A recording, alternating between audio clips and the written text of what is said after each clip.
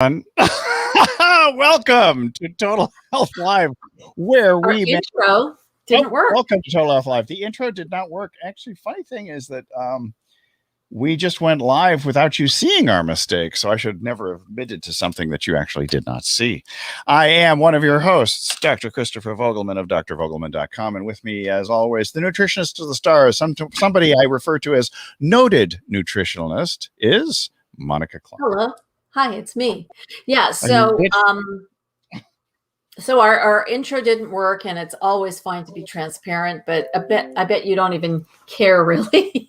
They wouldn't have even seen it. That's the funny thing. So yeah, so welcome this week, June 11th, 10 days to, well, when is summer? 21st? Yes. Yeah, it's sometime, it depends. I think the 21st. It might be. So the summer solstice is around the 21st. I mean, last year it was the 19th or something crazy like that. But typically I always think of the 21st. I have two good friends. One is the 20th. Her birthday is one is the 20th, and one is the 22nd. So they're summer gals. Let me see. Or maybe they're spring. I don't know. Summer solstice 2021. Sunday, June 20th. Oh, there we go. Sunday, June 20th. Yeah. Yes, there we go. It will be at 8:31 p.m. And we had a solar eclipse this week, and I did not see any reports about it, but it was supposed to be quite evident here in the skies in North America. But I didn't see anything. So when I have a moment, I will check to see how glorious it was. Glorious. Speaking of glorious, I titled this one Glorious? No, semi-normal or something like that. Semi-normal. Getting back to semi-normal. That's our topic for today. Last year we were talking about the new normal, and now it's semi-normal. It's like semi-professional. I wonder if it'll be like semi-new normal. Or semi-tractor trailer truck. Yeah, semis. Hey, so speaking of semi, and we want to go full on normal, what's cooking in the world? So COVID is still cooking in the news, and I have a question. Yeah, I'm just wondering if vaccinated people can be transmitters. Yes, it's very rare, but yes. So a lot of things are very rare, which is very interesting. Yeah, I mean, so vaccinated people, it's interesting too, because you mentioned this earlier about the vaccinated people being afraid of the unvaccinated. Yeah. That kind of doesn't make sense. It should be the other way around, really. Well, but there are breakthrough COVID-19 infections that do happen. Okay, but to vaccinated people, because you got to figure out, you're 94% with Pfizer, that sort of thing. But the vaccinated person getting COVID it's not 1%. It's not 1/10 of 1%.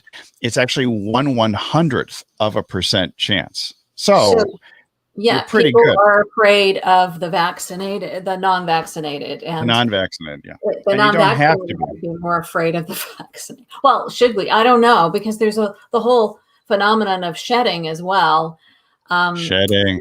Shedding, which means, if someone is vaccinated and you're around them and you haven't been vaccinated, you may have some symptom patterns, which I experienced myself. Actually, I have experienced that. I still don't quite get the shedding thing, because the shedding thing implies that you're actually shedding virus, but messenger RNA, at least in the Moderna and Pfizer, isn't viral material. I mean, yeah, but you're also, I mean, I don't know. It's not the actual virus in those. It's only in Johnson. We'll have to look at the whole shedding thing next time. Next week. I mean, personally, I've experienced it, and I didn't even think of that until I started having, like, I didn't have anything, and all of a sudden I've got something where, all of last year I was fine. I didn't have anything going on, like, when it was like in its height in those sequences of time throughout the year last year. I mean, so I just find it interesting, because I take note, and I'm very much attuned to my own body and what I'm experiencing all the time, as well as, certainly my husband and people around me. I mean, I'm just sort of alert to what's going on.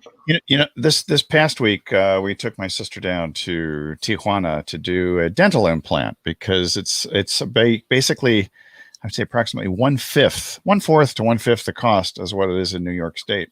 So she came down to do that. And I met one of the guys who works in the clinic down there, actually had full-blown COVID in December 2019. So it was apparently already in Mexico and other places long before we were told about it. So, yeah. So they have found reports of COVID being in the sewage system in Spain and France in March 2019. So, so yeah, I mean, a lot of things are unfolding. Something interesting too. I've been really, looking and trying to research people who I kind of have faith in. I was listening to a May webinar, IFM webinar, which is the Institute of Functional Medicine webinar, and they were assessing. They were basically talking about treatments, post-COVID treatment, but they were also looking at the VERS data, which is basically Vaccine Adverse Reporting System. It's a government reporting system. And what they have determined, Joe Pizzorno, who is the head of Bastyr, or I'm not sure if he's still, but he was one of the founding fathers of Bastyr College, Naturopathic College up in Washington State.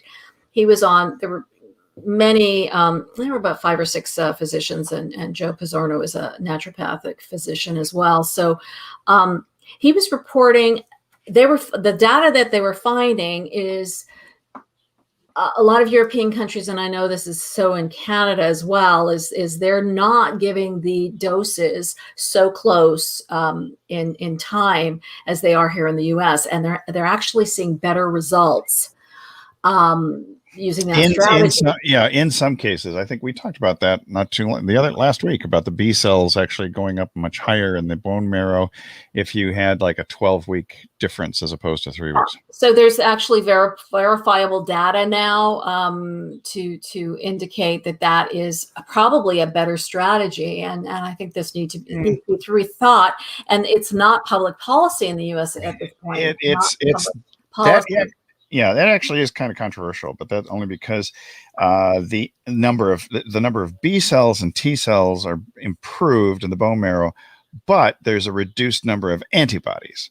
So you kind of have this weird little thing. And it's like, what do you want? More antibodies, or do you want more B cells? So that's where it's a little bit up in the air, but I understand well, I think the conclusion from all of them was that it's better to wait. So, their esteemed opinion was that it's better to have that space. So, because, in Canada, they're talking about, what was the term? I was talking to my friend yesterday, and she was talking about not fully vaccinated, which is the term we use here, but double vaccinated, which is not something we use here. It's just fully vaccinated.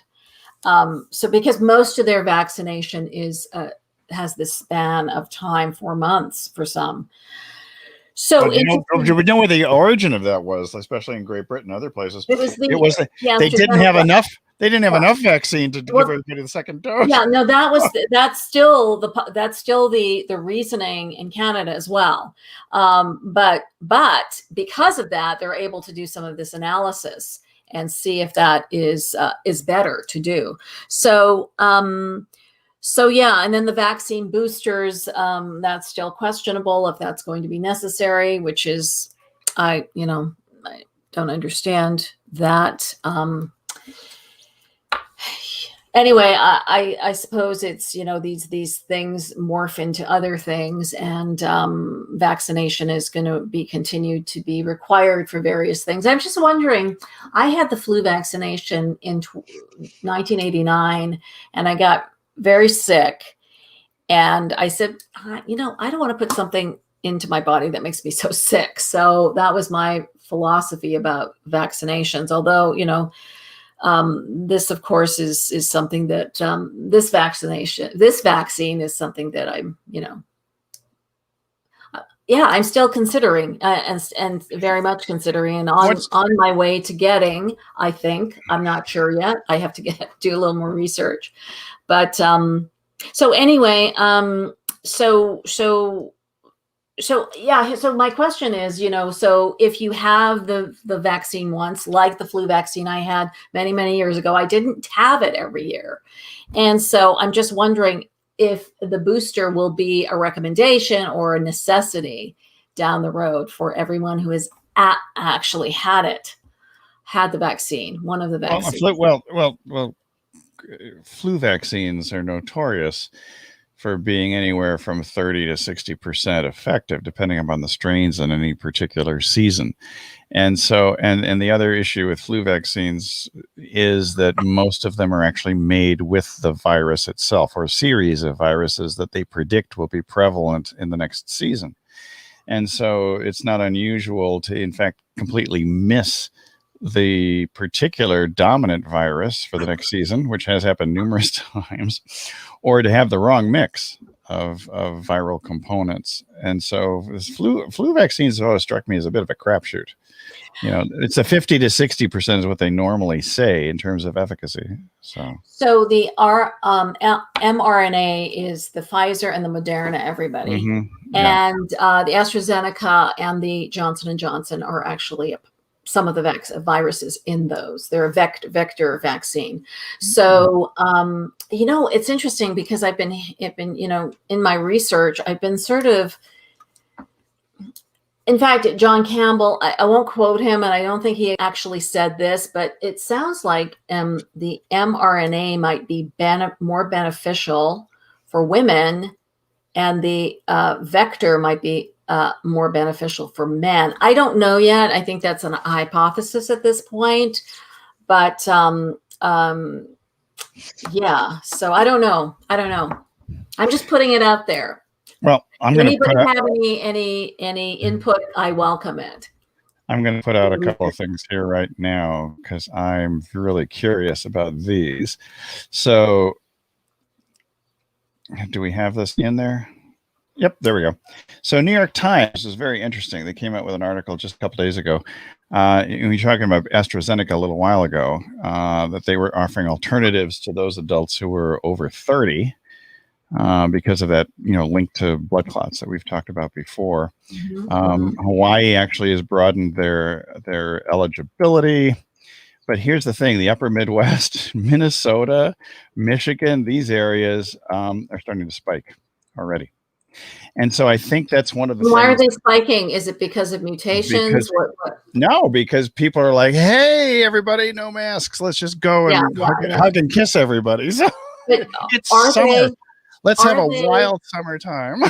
Are they officially supposed to be opening it, or is it just this is people are becoming very lax, see? And so what's happening is now after the plateau, things are increasing because a lot of people, and I've seen this happen around here. I know certain people are not vaccinated in this town and they're going without masks.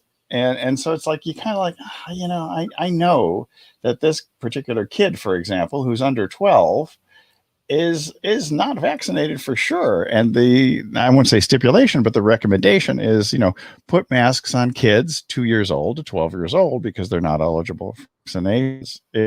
That's just the general sort of safety check and things like that. But the idea here is, even in New York City, things are going up in terms of this. And so the problem is the variants too. That this B1. Is my first question, my original question. Yeah. So if you're vaccinated, you shouldn't be concerned. Now, if it's the unvaccinated that are passing it on to the unvaccinated, is that who the cases are? Are those the cases? Yeah, that's basically what you're looking at, is the people, the unvaxxed passing it on to the other unvaxxed. So, I mean, and once again, very rare cases, but breakthrough infections where somebody who has been vaccinated actually can get it. Well, it's interesting that you're quoting very rare cases, but because when I mentioned some of these other vaccine reactions prior, there was, let me put it this way. I think there has been some dismissiveness about the vaccine reactions. I think there should be, a platform for all of this, and a legitimate and transparent platform for all of this, so we can have informed. We can be informed, and we can also create an informed consent to move forward with whatever we want to do. So when there's things that are not, revealed to the public. I mean, some people they may be revealed and they just don't want to hear about it. They have their philosophy and they're just, this is my belief system and I don't believe it. It's not about a belief system. It's about, some of it is. I mean, some of it is, if you don't believe in something, would it be counterproductive, counterintuitive for you to do something you don't believe in? Because there's the whole energetic and belief system type of alternative model for health and healing. So I don't know. I think, again, we've been talking about this every week about, we still don't know. We still don't know. There's so much opening up. I mean, even about the origination of the virus. And now we're hearing data about sewage, March 2019 in Spain and France. So yeah, lots of things are still unfolding as they should. Right. Okay. So now I think that's it for COVID news. I don't know if you have any more comments. I just had a couple of things. There's a conspiracy theory running around that people who are vaccinated with mRNA vaccines are biological time bombs carrying super strains, and they're basically have created people in the United States and in Canada who are essentially biological weapons. Bizarre. That's Reuters fact checked. Is that what you're quoting here? Yeah, that's the Reuters one. I love with the conspiracy theories, the idea that people are super spreaders if you get a vaccine. Very interesting, very interesting. But this is, it's predominant in Facebook and a few other places like that. Spikes are inevitable. This is actually pretty good. If you have had an illness or have had a COVID-19 infection, it's very interesting. Giving yourself enough recovery time. It's not just a respiratory disease, it's multifunction or multi-organ inflammatory one. Getting your heart checked out is an important thing, reducing your intensity and duration. So, if you had a light case of COVID, you may reduce your physical activity to 50%. If you've had a more severe version of it, then go down to a quarter or less. And then, if you keep having symptoms returning, stop on exercising, focus on your breathing, adjust your training to your schedule. And just like you would take a food diary, when you're trying to lose weight, keeping a training diary is also really good because your memory may not be as good as you think it is. Yeah. So, that's all great. One thing I remembered about the second vaccine and having a space between the vaccines is if you in fact do have a pretty significant adverse reaction, it's not recommended to take that second vaccine shot. Until more information is available. So yeah, with regards to the exercise, what you just showed, I mean, there's the long hauler syndrome, if we can call it a syndrome, where people are still having symptoms long after they had the virus.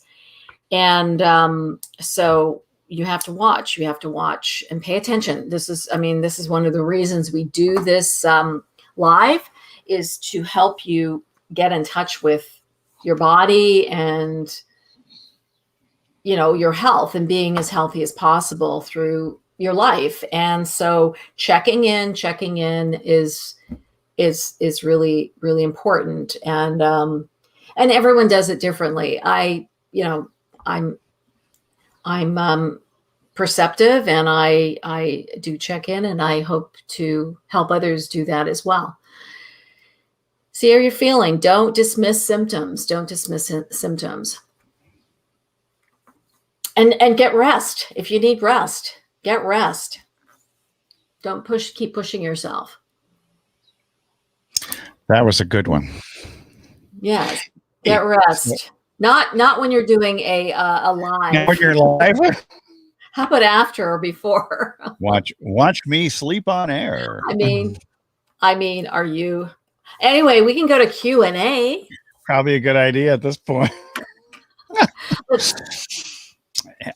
This is interesting. I've never heard of this place. I know one of the places. Anyway, from Deborah from Florida. She's from Sarasota Springs. I know Sarasota Springs. Interesting. I don't feel like I'm losing any weight fast enough.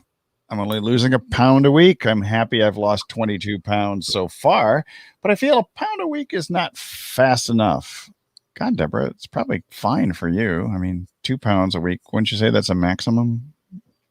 I would say that's a maximum. 1 pound a week is excellent. Yeah. If it was going up the other way, then maybe not so good, but it's going down.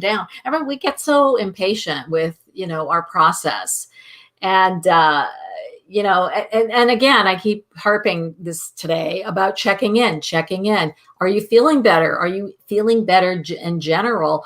This is what I love. Like when I'm working with clients, I have this symptom checker and we review it almost every week to see, because people forget, oh yeah, I do feel a lot better. I don't have that symptom anymore. I'm not having postnasal drip. I'm not having bloating. I'm not having that headache that I was having every week or something like that. I'm not having those things because people forget how much better they're doing. It's not just about the scale, but that's part of it. That is a symptom as well, if you will, or a result. So just checking in with yourself, like doing a diary, not just a food diary, but a health diary, like a symptom tracker, something like that, where you're, oh yeah, I used to feel that way, but I'm not. I was foggy. My mental acuity was a little off, but now I feel so sharp. I feel so much more alert, and I'm getting better sleep. So all of those things. Don't just think about the pounds. Think about all these other benefits you're getting. Don't just think about the pounds. Think about the euros, the dollars, and your fitness diary. Especially if you're I don't even know what other currencies there are, but I'm sure there's a lot more than that. Just the rand. You got the dinar. I don't even know if the dinar is still the ruble. Ruble, the lira. I don't know if the Turkish lira is still available. I haven't tracked lately. Don't forget the Swiss franc. The Swiss franc. I can't remember what the Chinese. It's yuan. Yuan. That's right. Yuan. That's right. And okay. Japanese? You want to go to the next? You want to go to the next question? You bet. So, if you can always drop us a line here on the Book of Faces. You're not yet a member of Total Health Live, which is a private group, but we're more than happy to have you join. Come join us. Join the crowd. And it's everybody. Actually an intimate group, actually, and which just Total Health Live on Facebook. But a pound a week, pretty darn good. I would be happy with that. I'd say you get applause. A gold star. Yes. If you would do that. Hey, so from way up north compared to Florida is Alvin from Fargo, North Dakota. And he states, I am always hungry all day long. I snack a lot and my meal portions are really large. How can I fix this? Wow. Yeah. Well, I would say, first of all, I would get your blood sugar checked and your A1C checked. I would get that checked right away. Go to your doctor, get a fasting glucose and also an A1C to see if your blood sugar is being affected, if you're hungry, and then also along with that, I would get your thyroid checked. I would just do have your doctor or, discuss this with your doctor. You can't, you're in partnership with your physician. So, tell him, of course, or her, your symptoms and thyroid, blood sugar could be very well the culprit. Also, your sleep. If you can rule those things out and everything's fine, we have to start looking at sleep. We have to start looking at agua. Hydration. Look at it. Yeah, look at your stress level. So, but first, I would get that blood work done ASAP. Mm-hmm. Yeah, because if you're hungry all day long, that sort of tells us that you have sugar issues potentially. I think that's the thing. You have a starting point is with your physician. Exactly. You can fix it once you know what it is. And even if it turns out to be something, let's say, God forbid, like diabetes, you can alter your lifestyle, your intake, and modify a lot. I mean, my father-in-law modified got rid of insulin by just changing to more of a plant-based diet. So, and I thought he was going to be on insulin forever. I mean, it's good that you recognize there's something wrong. Clearly, that's not right. I mean, I think a lot of people go through their life thinking that that's okay. And, it's just how it is. And, right now I'm hungry and we've always been hungry. My whole family loves to eat, that kind of thing. So you can sort of perpetuate this kind of myth, if you will, or you can just take action, find out what's going on, get the diagnosis or get the results, and then take it from there. And you can treat this, quote unquote, naturally with natural medicine and food and sleep and everything else. I'm just wondering, Alvin, if Alvin's family is from Hungary. Oh, why? Oh, because he's hungry. Because they're always hungry. So maybe I always tell my cat that. Are you Hungarian? Are you Hungarian? Are you Hungarian? Anyway, but she's not diabetic.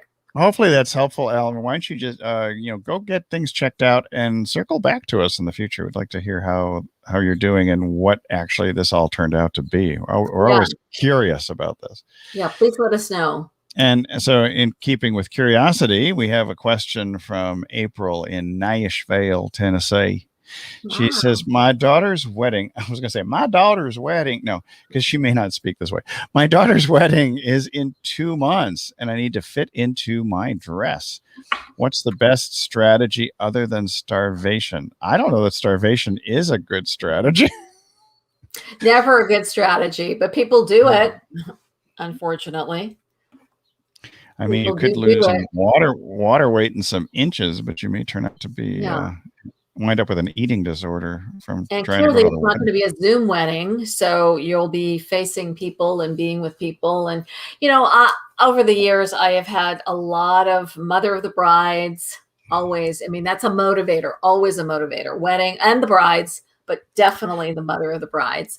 The father of the bride could care less. They're okay to get it. Care less. The groom doesn't really care less either. Men don't care about those things, especially it's not like it's so focused on the bride and it's the bride's day, I guess. It's the bride's day.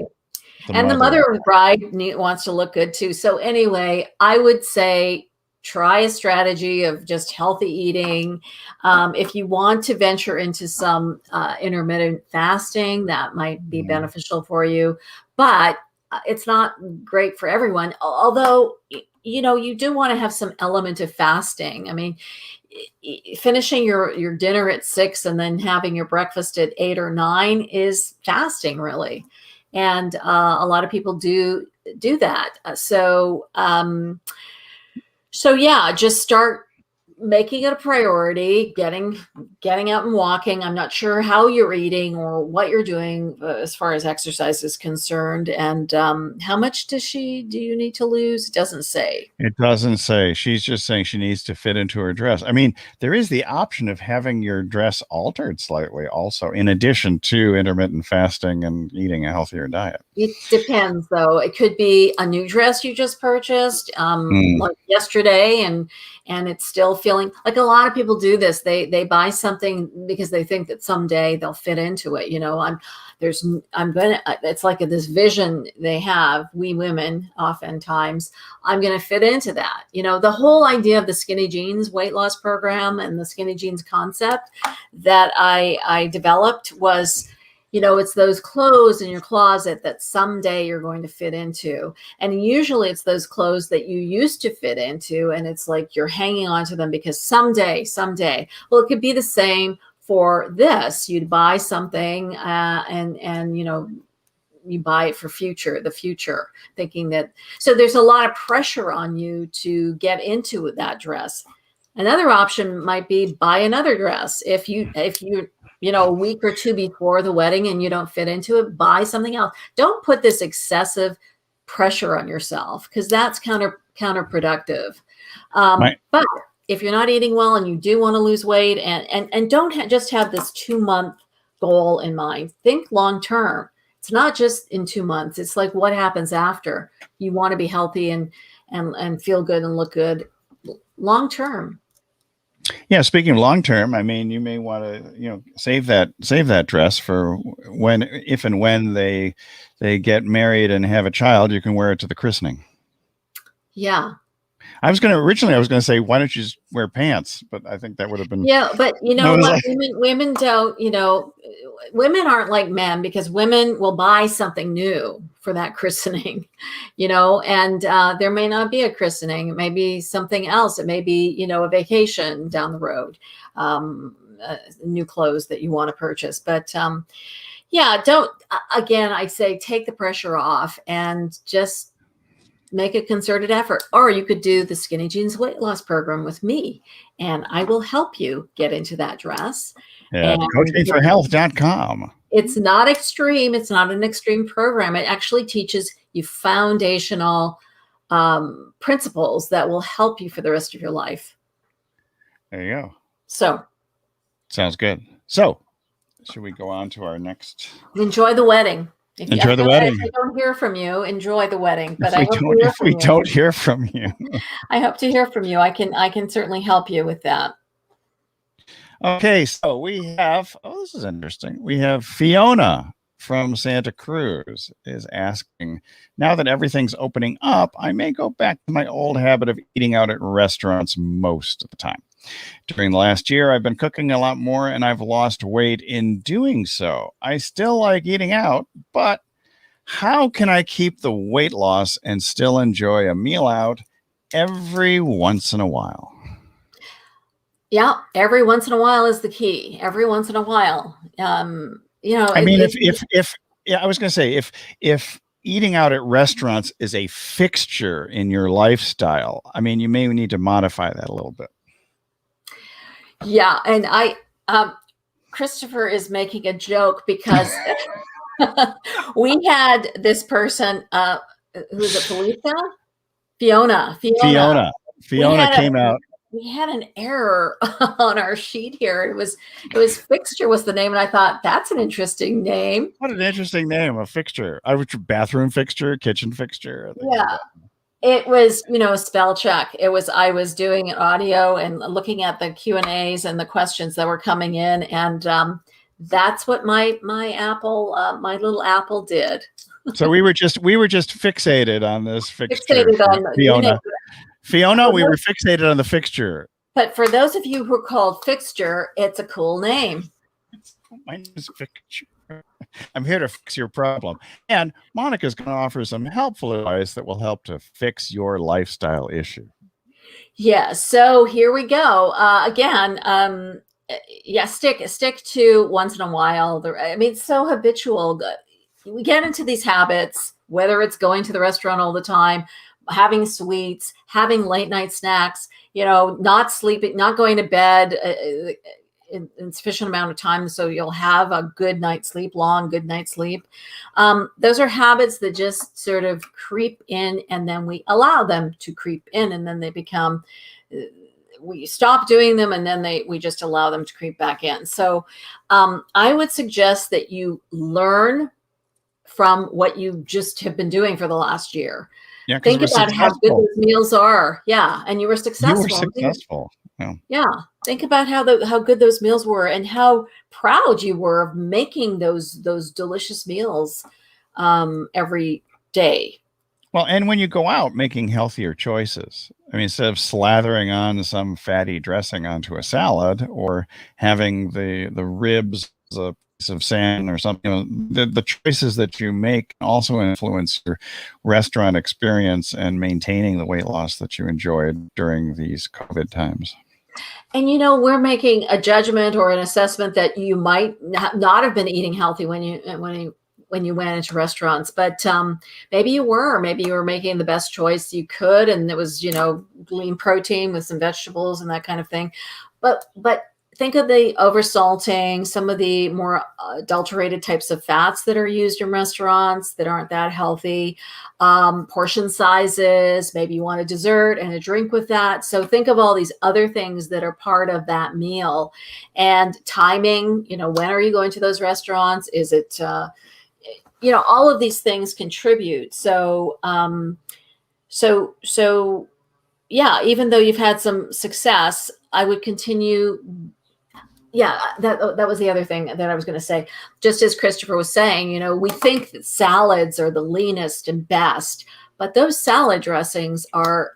I mean, I remember seeing the menu at the Cheesecake Factory. It's like a tome. It's like huge, and looking at the calorie content of the salads were even greater than burgers. It was really quite shocking, and I'm sure many of you are aware of that as being at this point. But yeah, we just think, oh, it's greens, it's salads. Yeah, it's all those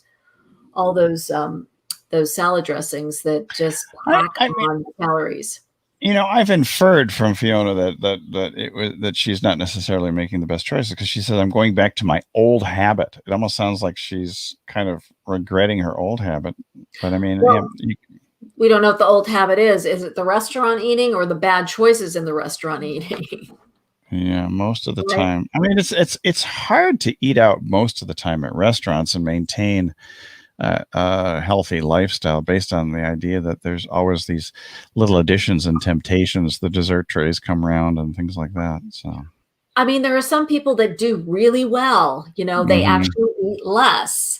And but it sounds like that doesn't work for you, and it sounds like, well, cooking at home definitely seems to have worked for you. yeah, I mean, you can get tired of doing that, but we've had like a year and a half of doing mostly that. I mean, people have been doing a lot of takeout as well, but most people have been eating at home and cooking at home. Yeah, so hopefully those suggestions are helpful. And speaking of cooking at home, Dana, I was going to say, I thought it was Diana, but Dana from Albuquerque asks, she says, I really enjoy cooking, and I usually cook from scratch and not from a cookbook. I'd like to experiment with new ideas because I'm getting kind of tired of just basic cooking. Do you have any recommendations? Well, I tend to not use cookbooks very much either, but if there's a recipe, if I'm thinking of something or I buy something and I'm like, I don't know how to cook it, or I want some creative idea, I just Google it. I just Google da da da da da, ahi tuna, swordfish, whatever. Even I was going to say, with the sauces and everything that we talked about Fiona and the salads and restaurants, when I buy an artichoke, I boil it and I just eat it without anything.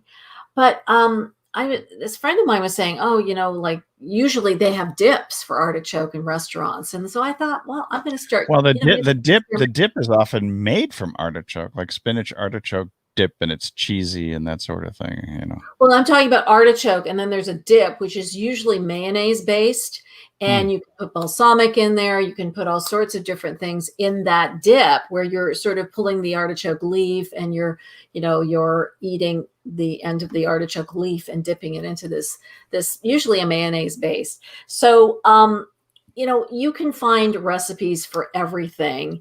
And what I was trying to say about the artichoke dip is, like, it's unnecessary. It tastes a little bit more interesting maybe, but it's unnecessary. You don't have to have all those added ingredients. And sometimes simple cooking is the best. It's really all you need to do. I like those artichokes just dipped in butter. Like whole artichokes when you boil them. Yeah. In fact, we've got artichokes growing back here in the yard right now. Yeah. See, for me, that's how I always ate artichokes. It was just plain. It was just plain. But I like to encourage people to actually taste the real food without all these additional things that you have to add. Just taste the element of the real food, like the carrot without. I mean, people add sugar and honey and all sorts of things to carrots, and it's unnecessary. You don't need that. Just taste the real food or fruit or whatever from its in its natural way. Is that the word I'm trying to think of? It's natural state. It's natural It's state. There you unadulterated go. state. Unadulterated natural state. It's so good. So good. So yeah, anyway, if you want to find some recipes, just Google the major item in that particular dish, and you'll find a lot of different recipes. It's the I would easiest. say, Then yeah. you don't have to buy all these books and then wonder what you're going to do with them when you move. I don't know if you've ever experienced that, but I I'm certainly actually did. a fan. I'm a fan of cookbooks, but that's another story. So Yeah, I mean, I do have the basics. I have my Joy of Cooking, and I do have some cookbooks. But I find it's more expedient to just take my phone and Google away, and then I have it right there in the kitchen. so And I was hopefully, developing a Skinny Jeans cookbook actually to uh-huh, coincide with my Skinny Jeans lifestyle book, which might still come out. it could come out. Hey, from the city of brotherly love, Philadelphia, comes Nancy. She Nancy. says, I'm pretty fit most of my life, and I enjoy sports and other physical activities. A recent injury has caused me to be less active, and I've ended up putting on 10 pounds over the last 6 months. And that's a lot for me.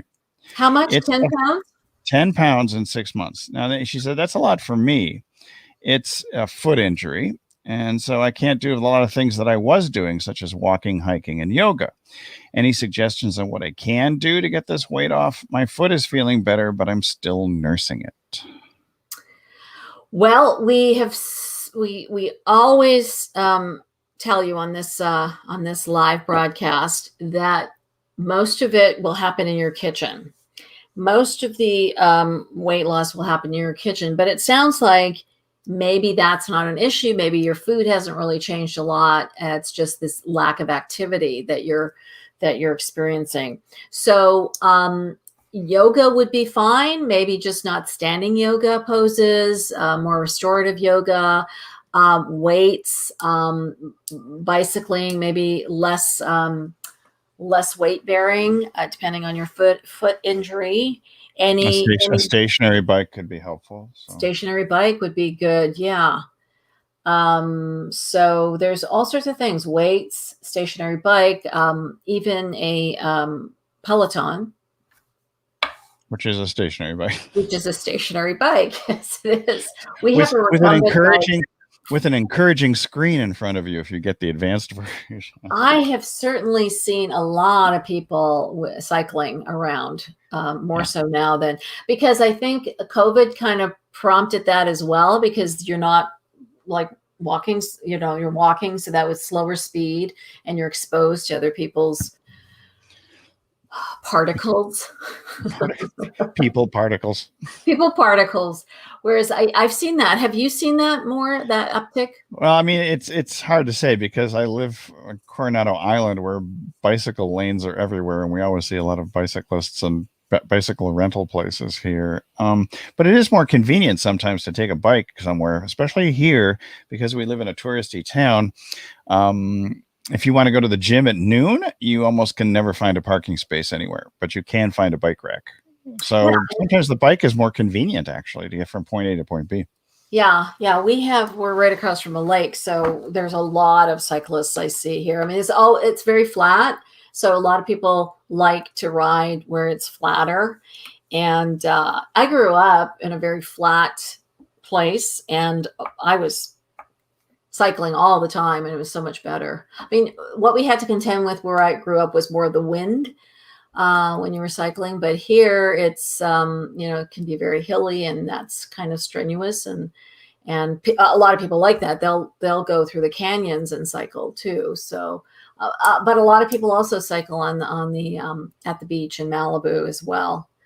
Yeah, I mean, bicycling, whether you're going on terrain that's hilly or flatter, can be flattering for you. Can be flattering.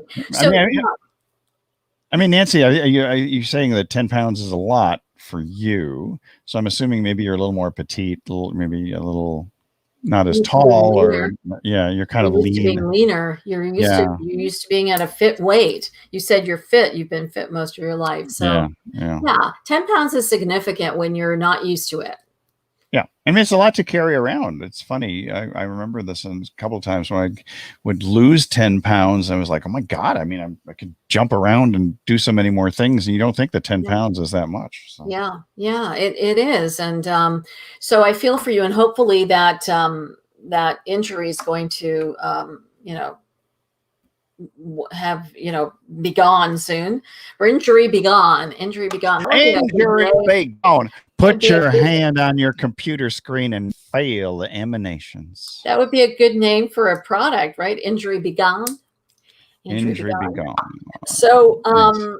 yeah, so I hope that helps. And sorry that you have an injury, and also, getting those 10 pounds off will also help with any kind of weight bearing that you're needing to do. Just by normal living, just by everyday living, daily activities. So that should help you as well. Just remember, Nancy, it's summertime and the You know living is what? easy. Swimming. What? How could I miss swimming? Swimming is good. Yeah, swimming is great. Great. It's great Try to to swim. avoid aerobic swimming, aqua aerobic classes, because they can. I remember the one I was doing. There was a lot of bouncing on the ground, on the floor of the pool with that. So Yeah. just try swimming or using some sort of floating device, and not, putting any more pressure on your feet. Yeah, because high impact could have a negative impact on your state of health.